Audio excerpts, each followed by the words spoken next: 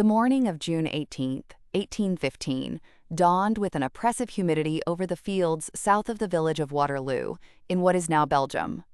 What would unfold over the next 10 hours would forever alter the course of European history. This date marks the beginning of the Battle of Waterloo, the climactic confrontation that brought an end to the extraordinary career of Napoleon Bonaparte and the tumultuous Napoleonic Wars that had gripped the continent for over 2 decades. After his dramatic escape from exile on the island of Elba in February 1815, Napoleon had swiftly reclaimed power in France, embarking on what is now known as the "100 Days." European powers, united in their determination to crush him once and for all, rapidly formed the Seventh Coalition. Napoleon, ever the audacious strategist, aimed to defeat the Allied armies piecemeal before they could fully converge. His initial efforts saw him achieve tactical victories at Ligny and Quatre Bras, just days before Waterloo, seemingly setting the stage for another triumph. However, the tide was about to turn. On June 18th, Napoleon's French army, numbering around 72,000 men, faced off against the Allied forces under the command of the Duke of Wellington. Wellington's army, a diverse coalition of British, Dutch, Belgian, and German troops, comprised approximately 68,000 soldiers. Crucially, Wellington had chosen a strong defensive position along a ridge, expertly utilizing the terrain to his advantage. The battlefield was characterized by several key strongpoints, including the farms of Hougoumont, La Haye-Sainte, and Papelotte, which would become fierce theaters of combat throughout the day.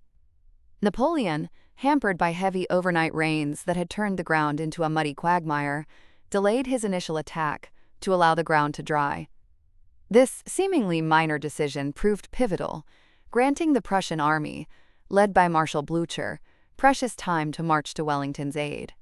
When the battle finally commenced around 11:30 a.m., it was with a massive French assault on the fortified Hougoumont farm, designed to draw Wellington's reserves and weaken his center. Though the French attacked relentlessly throughout the day, Hougoumont remained largely in Allied hands, tying up a significant portion of Napoleon's forces.